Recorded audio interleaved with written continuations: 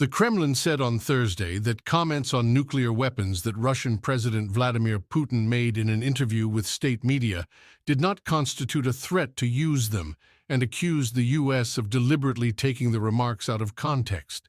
Putin said in the interview published on Wednesday that Russia was technically ready for nuclear war, and that if the U.S. sent troops to Ukraine, it would be considered a significant escalation of the conflict.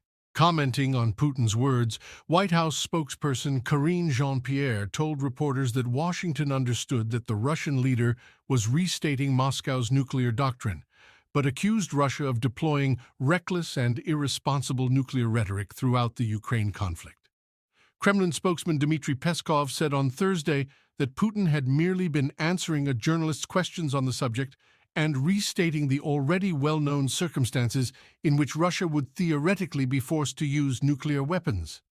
Peskov also drew attention to the fact that Putin had said in the same interview that the idea of using tactical nuclear weapons in Ukraine had never crossed his mind. Asked about the White House comments, Peskov said, "This was deliberately taking something out of context. Putin made no threats about the use of nuclear weapons in this interview. The president was just talking about the reasons that could make the use of nuclear weapons inevitable.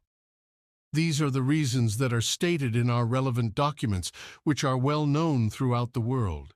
Moreover, everyone in the West deliberately failed to notice his words that it had never occurred to him to use tactical nuclear weapons in Ukraine, despite the various situations that have developed in the course of the fighting.